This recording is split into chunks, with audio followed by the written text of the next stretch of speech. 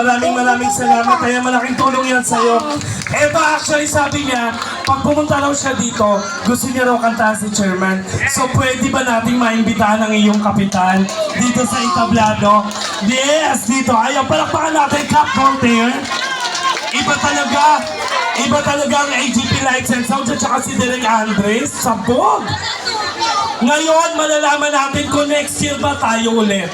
Huwag po kayo mag-alala, ibay na po namin mukha namin para hindi kami makilala. Para sawa-sawa na kayo. Hindi.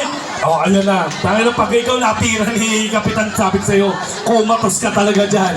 Hindi, Kap, sa totoo lang, nung pumunta kami dito, Kap, sabi niya, kahit wala akong budget, pupunta ako para kantahan daw si Kapitan Voltaire. Gusto ka raw niyang kantahan.